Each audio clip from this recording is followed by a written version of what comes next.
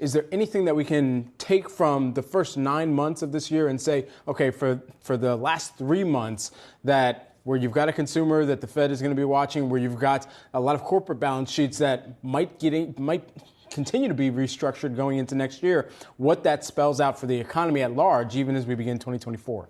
Yeah, I think the surprise this year has been, one, the resilience, but two, the Fed's been kind of dragging the market behind it. You know, we've gone through a couple of decades with the Fed put or the Bernanke put or the Powell put or whatever. And this tightening cycle, the Fed's been dragging the markets higher. The market seems to fully buy this now, that we're going to keep rates higher for longer. We don't see the market anticipating any cuts until next year. And if you look at the CME forwards for the end of 2023, they're right where they are currently on the Fed funds rate. So I think we're going to be at or near this rate for a while into 2024, and we'll see if the resilience holds up. The labor market is still quite tight, and growth looks very good right now.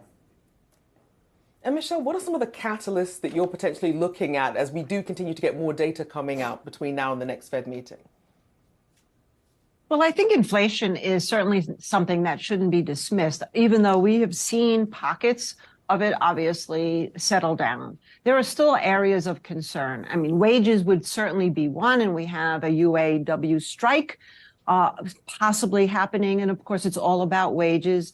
And we have seen a movement across not just the country, but the world about wages, trying to keep up with the price of inflation. And we still have, obviously, geopolitical concerns to worry about. And we also have weather concerns. I know you mentioned the storm at the top, but that's just one of them. We still have persistent drought. And if you just look at things like the price of sugar, which comes a lot from India, they are holding back on exports, as they've done with rice and they've done with onions.